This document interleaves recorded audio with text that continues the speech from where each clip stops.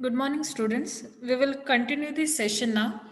We will complete the theoretical aspect of Jensen's Performance Index, and then we will continue with the problems on the evaluation models of Sharpe, Trainers, and Jensen's Performance Index. Okay.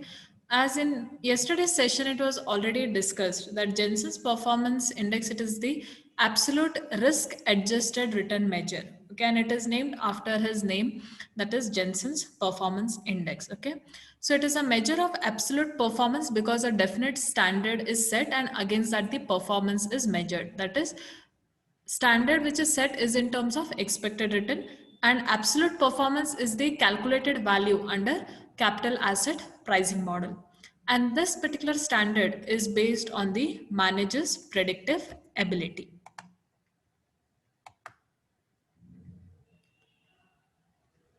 Now this is the Jensen's model. So the basic formula here in case of Jensen's model is RP is equal to alpha plus beta into RM minus RF.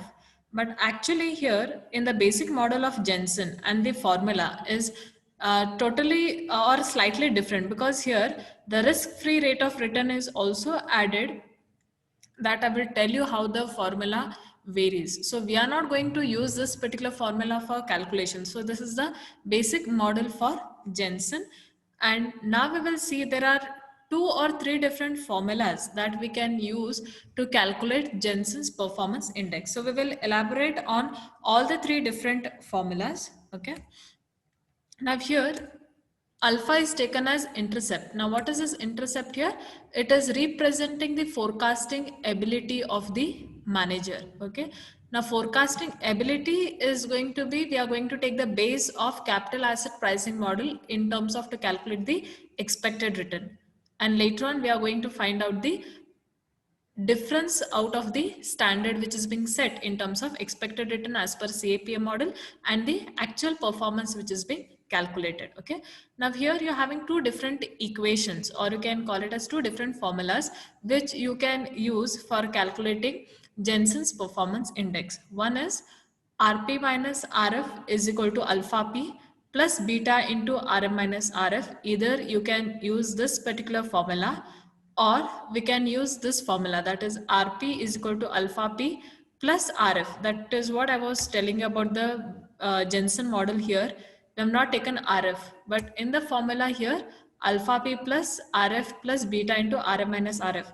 I guess we have made certain, I've done certain mistake in use of this particular formula even in case of the document. So that we will see when we are calculating the problems on Jensen's performance index. So either of the formula you can use. So these are the 2 formulas. Now another one formula which you can use for Jensen's performance index is using the CAPM model and the expected return. So either you can use the first formula or you can use second formula. So any formula should give you the same value for Jensen's performance index. So either you can use first one, RP minus RF is equal to alpha P plus beta into RM minus RF, or RP is equal to alpha P. This is what is the value that we have to calculate. That is what is the forecasting ability of the manager, plus RF plus beta into RM minus RF. So either you can use either of the formula, or you can use this particular formula, wherein Jensen's model return earned by the fund, which is in excess of the mandated by CAPM model. Now here we are going to use the formula of capital asset pricing model that we have discussed in unit 3. Okay. Now what is the formula for Jensen's alpha here?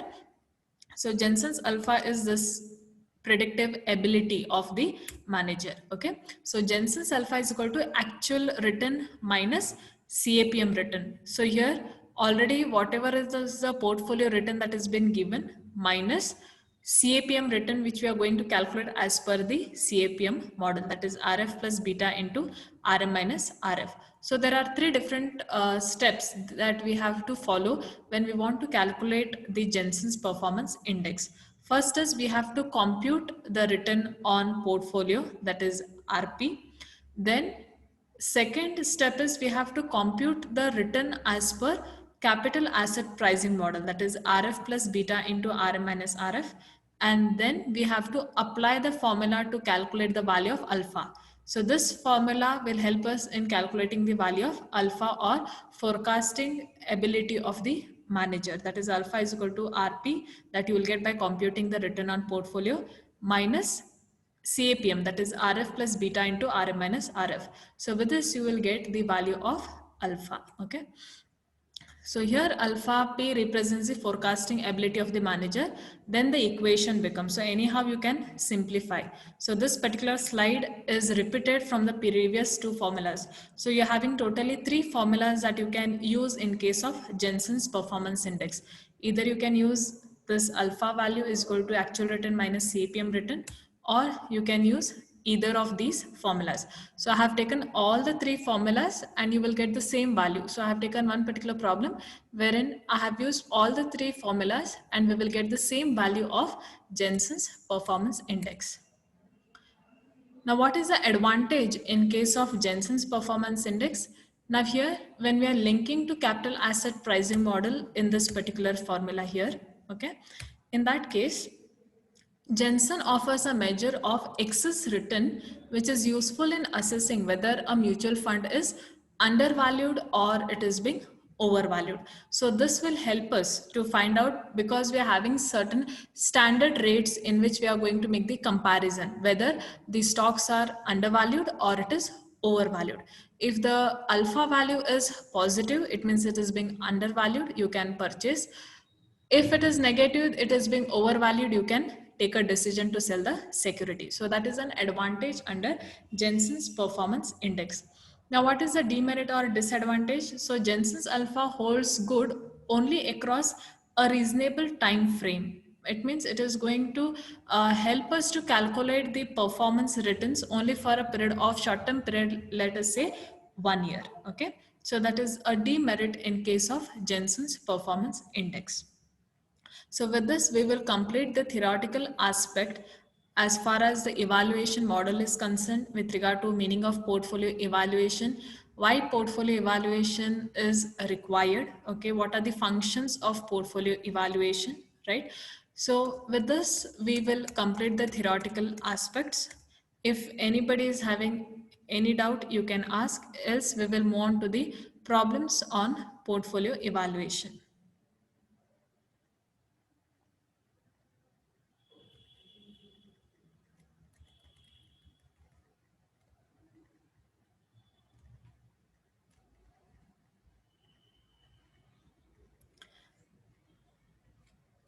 So shall I move ahead?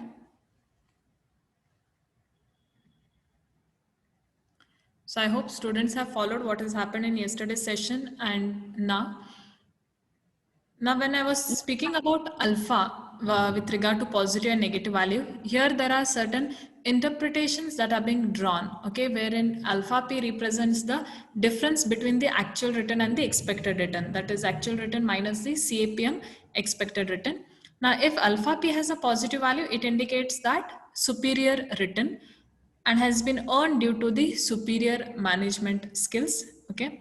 And if alpha is 0, that is it is a neutral performance, it means the portfolio manager has done just as well as unmanaged randomly selected portfolio with a buy and hold strategy. If it is negative, it is worst, and that of the market or a randomly selected portfolio of equivalent risk. And this positive value, it means the securities are outperforming, so it is undervalued, you're having every chance of buying it because you will have a positive return. When it is negative, it is overbought situation where you can sell off the securities, okay.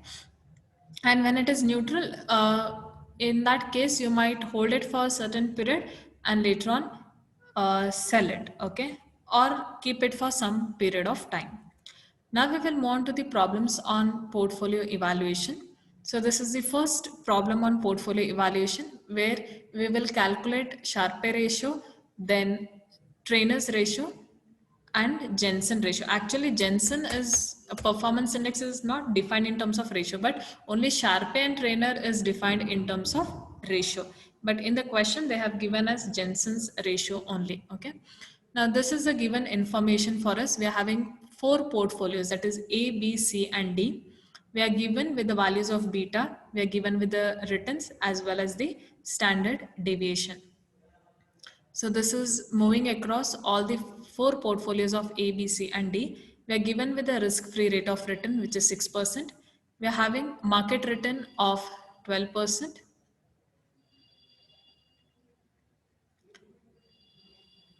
Okay, this screen is not visible.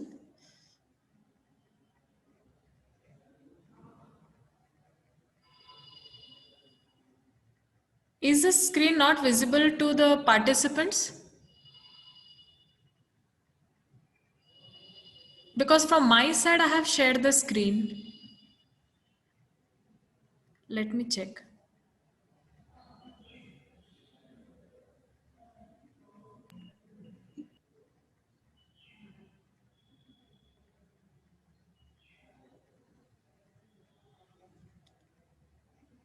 Is the screen visible now?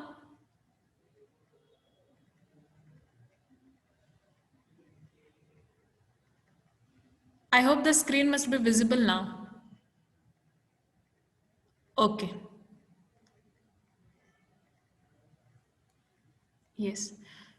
So we will begin with the problems on portfolio evaluation. So this is the first problem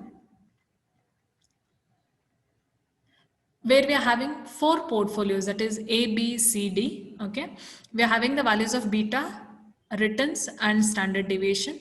We are given with risk-free rate of return as 6%.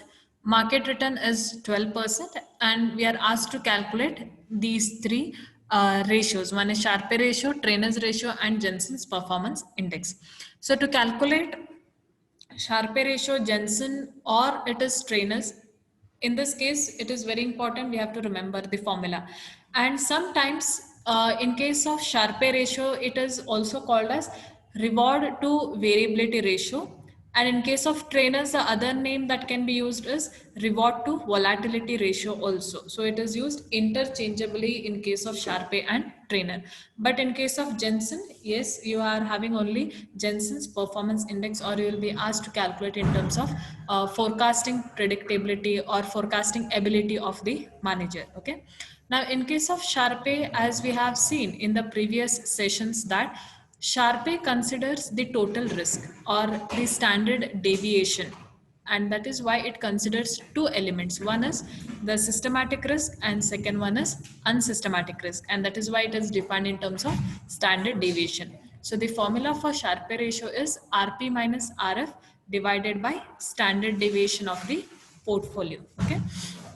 Now we are going to calculate it for the individual portfolios. Okay. Now here RP is in terms of written percentages that are being given to us for each of the portfolio of portfolio A, B, C, and D. Okay. Now for portfolio A, RP is 14.5, and risk-free rate of return will remain same for all the portfolios of A, B, C, and D, which is 6%. Okay. Divided by standard deviation, that is P. Standard deviation of portfolio is 20 for portfolio A. So 14.5 minus 6 divided by 20 will give us 0.425.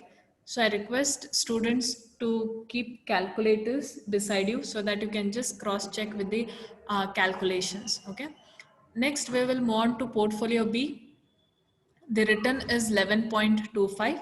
Risk-free rate of return is 6 divided by 17.5. So here the Sharpe ratio for portfolio B is 0.3. Then for portfolio C, return is 19.75 minus 6 divided by 26.3 will give us 0.52. Then for portfolio D, it is 18.5 minus risk-free rate of return is 6 divided by standard deviation 24.5, that will give us 0.51. So this is the calculation of Sharpe's ratio for portfolio A, B, C, and D. Now, whenever we are just asked to calculate ratios, so we have calculated. If at all they ask us for ranking of the portfolios in terms of Sharpe, in that case, that particular portfolio which has got higher values or highest returns, in that case, that particular portfolio will be selected, and that is not asked in the question. If at all it is asked, then it is going to be portfolio C, which will be considered, that is 0.52. Next, we will move on to the next type of ratio, that is trainer's ratio. In case of trainer, beta is considered as a measure to calculate the risk. In case of Sharpe, we consider the standard deviation. In case of trainer, we consider beta, and we are already given with the values of beta here. So value of RP minus RF will remain same even for trainer, okay? But only the value of beta will change, but standard deviation will remain. I'm sorry, only the value of beta will change, but RP minus RF will remain same even for trainer, okay? So 14.5 minus 6 for portfolio A divided by the beta of portfolio A, that is 1.10. So 14.5 minus 6 divided by 1.10 will give us 7.72. Next, for portfolio B, we have 11.25 minus 6 divided by beta value, that is 0.8. Then for portfolio C, 19.75 minus 6 divided by beta of portfolio C, that is 1.8, which will give us 7.64.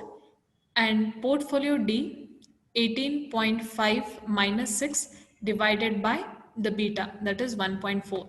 So the return for portfolio D is 8.93. Okay, so these are the calculations for Sharpe as well as trainer. So even in case of trainer, the value which is highest amongst rest of the portfolios, that will be selected in terms of performance. Now moving on to Jensen. Now, as I've already told, for Jensen, you can use three different formulas. One is actual return minus capital asset pricing model expected return, or you can use RP minus RF is equal to alpha P, or you can use one more formula. So we will see all the three formulas. So any of the formula out of three which you use should give you the same value. And as I was telling, in this particular document, there is mistake in the formula. RP is equal to alpha P plus beta into RM minus RF. But here RF should be added. So that is alpha P plus RF plus beta into RM minus RF. So this can be the first formula which you can use it for calculation, and that is why I have highlighted the solution for this, because the values will change, because in the formula we had not inserted RF. So if you're using this formula, it will be RP is equal to alpha P plus RF plus beta into R minus RF. So the solution, I have done it here in three different ways of formula. Okay. First formula is with regard to actual return minus CAPM model. Okay.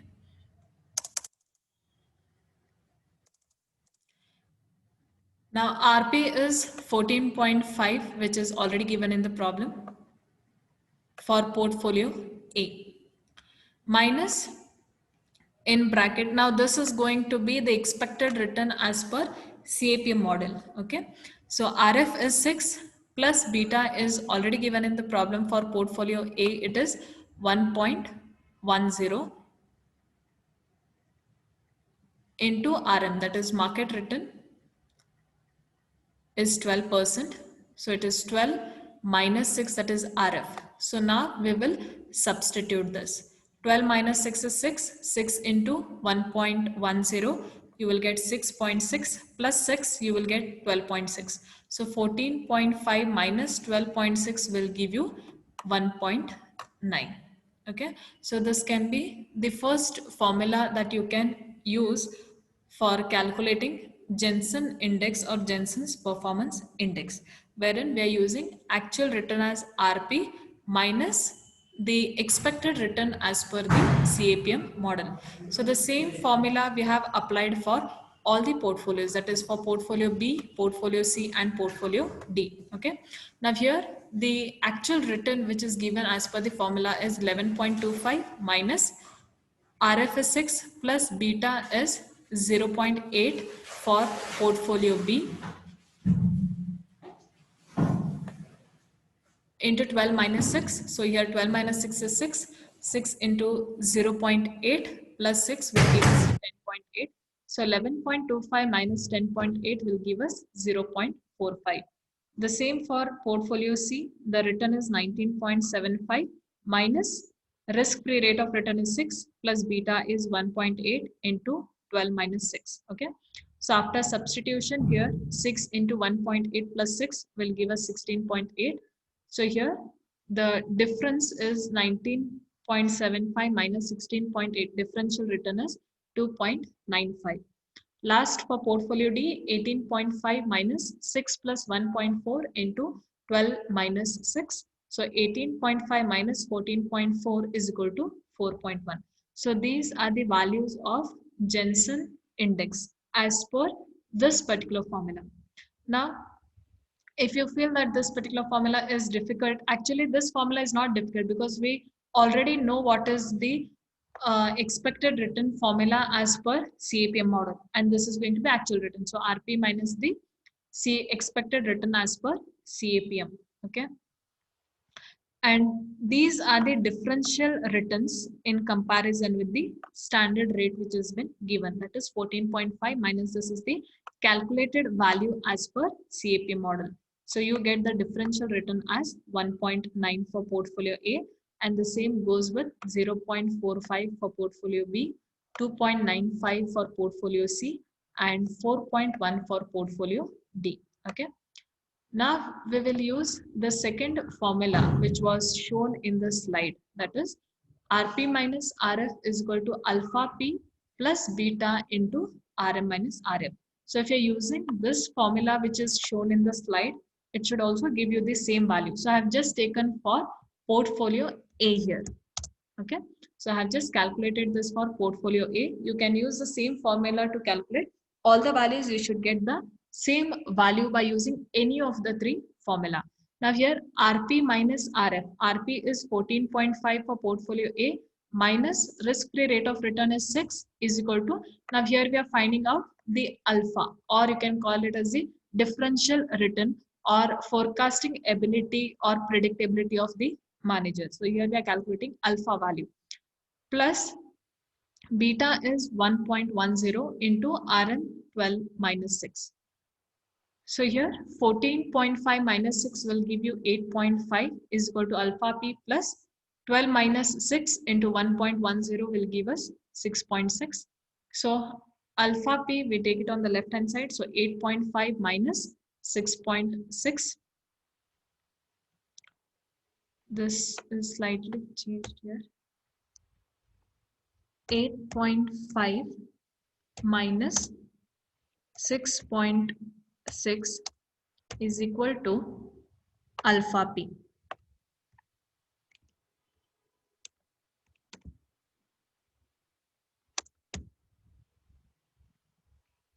So therefore alpha P is equal to 1.9. So you get the same value here that we have calculated as per the first formula here. For portfolio A, you get differential return as 1.9. So even when you're using this formula, you will get the alpha value or Jensen alpha as 1.9, or you can even use this particular formula. Last one, Rp is equal to alpha P plus Rf plus beta into Rm minus Rf. So in the document, this RF is missing in the formula. Okay, so actually this formula itself was used, okay, but RF value is missing here. So when we are using this particular formula also, you should get the same value of Jensen's alpha. So here 14.5 is equal to alpha P plus RF is 6 plus beta value is 1.10 into 12 minus 6. So 12 minus, we will substitute this. 12 minus 6 is 6 into 1.10. So 6.6 plus 6 will give us 12.6. So 14.5 is equal to alpha p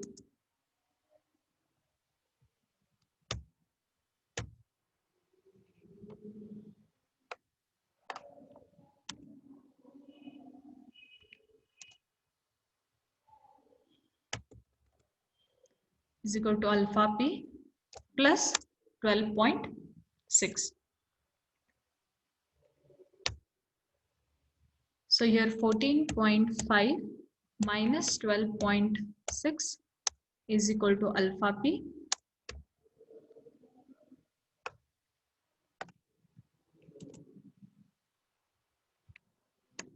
So therefore alpha p will be equal to 1.9. So when you use any of the three formulas, the value for portfolio A is 1.9 with all the three formulas, and the same goes with portfolio B, C and D. So I have calculated the value of Jensen index using this formula for all the four portfolios. Okay, I have used only portfolio A to show that the value of Jensen alpha will remain same when you're using either of the formula. Only the way it is being substituted in terms of formula, only that is slightly different. So whichever you feel easy, you can use, because the value of alpha will remain same. Okay. So whichever is easy, that particular formula you can use for Jensen index. But for Sharpe and Trainer, it is the standard formula which is being applied. So for Sharpe, it is Rp minus Rf divided by standard deviation of P. And for Trainer, it is Rp minus Rf divided by beta. So if any student is having any doubt, you can just put that into chat box, or you can just unmute yourself and just ask if you're having any clarifications. I'll just wait for a minute. Okay. So if you're having any doubt, I will just address it, else I will move on to the second problem.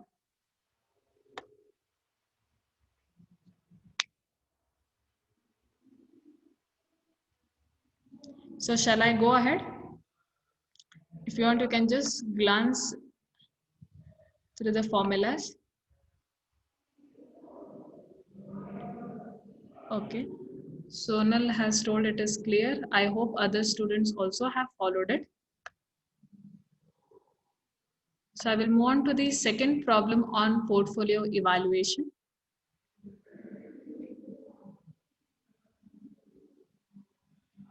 Okay. So here we are given with the historical performance information on the capital market and mutual fund. Okay. So we are given with 10 different years. Okay. Ranging from 1 to 10. Mutual fund, it is basically the returns for each of these particular years. You can. So this particular meeting will end in 10 minutes. We will see how far we can complete, and rest of the things we will cover up in tomorrow's session. Okay, so this is mutual fund return. We are given with the mutual fund beta for each of the years. Then we are having a return on market index, and then we have return on government securities. So basically this return on government security is all about the risk-free rate of return, and return on market index is all about RM, and mutual fund beta is the beta coefficient, and mutual fund returns is all about I cannot say portfolio returns. We have to calculate portfolio returns, but these are the returns for each of the individual years ranging over a period of 10 years. Now here we are supposed to calculate the following risk adjusted measures for the mutual fund. So here we are asked to calculate two ratios. One is the Sharpe ratio and the second one is the Trainer's ratio. Okay. Here also there is one mistake, okay, which is a major mistake that I have done as far as the calculation for the standard deviation is concerned. Okay, so we will just understand what is the difference here in case of return on market index and the returns which are given with regard to mutual fund. Okay, now when we are considering return on market index, and here they have given us this particular keyword called as risk adjusted return measures. Okay, if at all it was given, you can just refer to Kevin textbook. Okay, The other side of the problem is more concerned with that of the mutual fund performance. So that you can see in the subject of mutual fund, where we are going to compare the performance in case of mutual funds subject to that of the market index. Okay. So mutual fund is more subject to market risk. And that is why when we are going to calculate the risk, when we are going to compare with regard to mutual fund performance, we are going to use written on market index column to find out the standard deviation when we are going to compare between the mutual fund performance. No doubt here also we are given with the column of returns for mutual funds, but nowhere we are going to compare or we are going to evaluate the mutual fund performance, but rather they have told us to calculate the risk adjusted returns. Okay, and risk adjusted returns for the mutual fund as per Sharpe ratio and Trainer ratio. If at all the question was with regard to compare the mutual fund performance, then yes, we are going to make use of this return on market index. Why am I stressing here is because in case of Sharpe, we are calculating the total risk, because the formula goes like this: RP minus RF divided by standard deviation of P, that is the total risk, which includes systematic risk as well as the unsystematic risk. So whereas when you see in case of trainers, we are using beta as a tool, and when we are using beta as a tool, we are going to use this particular column, that is mutual fund beta. But what about Sharpe when we are supposed to calculate standard deviation? Whether we have to calculate standard deviation for the mutual fund returns here, or we are supposed to calculate returns on market index. So if at all we are going to compare the mutual fund performance, then we are going to use Sharpe ratio, provided we are going to compare the market returns with that of the market risk. But in case of Sharpe, we are even taking care of this particular systematic as well as systematic risk both together in the form of total risk.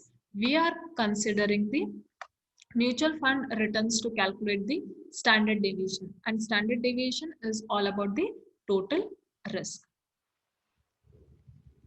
So that difference I will show you when we are calculating in the form of Sharpe ratio, because it will nowhere affect the trainer ratio, because trainer is only focused with that of the beta coefficient, and that has been clearly given in the problem. Okay.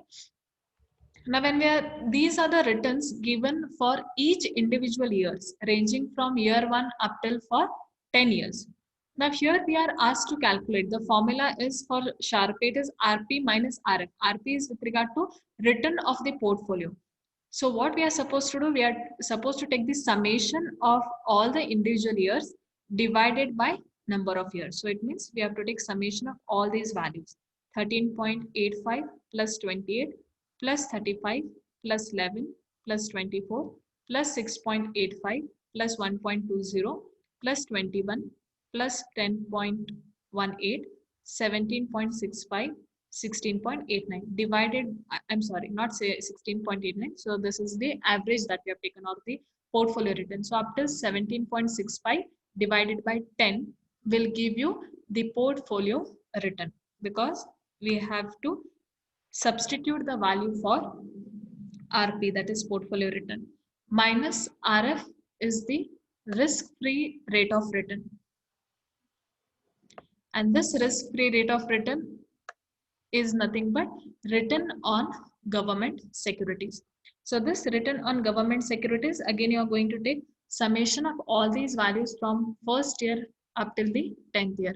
So 4.76 plus 4.21 plus 5.21 plus 6 plus 6.50 plus 4.35 plus 3.85 plus 6.15 plus 7.50 plus 6 divided by 10, which is nothing but n.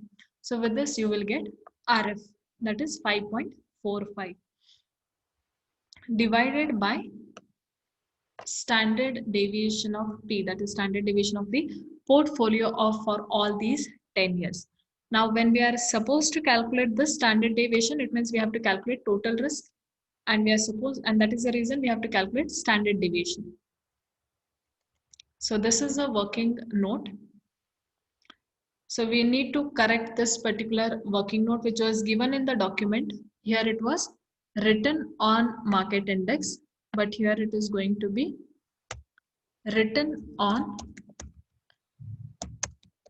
mutual fund. So why are we taking return on mutual fund? And when should we consider return on market index? Return on market index will be considered when we want to compare mutual fund performance. And when we want to compare mutual fund performance, we have to calculate the market risk. And this market index, return on market index, will help us to calculate the standard deviation there. And the formula will also change for Sharpe ratio when you're going to calculate mutual fund performance. Here it has to be RM minus RF. Okay. So that we will not consider it in this particular subject of security analysis portfolio management, because you're having a separate subject under mutual fund. There we can show that particular calculation. Okay. And that is the reason for calculation of this ratio of standard deviation for portfolio or mutual fund, standard deviation of return is required. So standard deviation of returns, and that is why we are considering this particular column, that is mutual fund returns. Okay. So what is the formula here? N is the number of years here into summation x square minus into bracket summation x the whole square divided by n square. So this is the formula for calculating the standard deviation.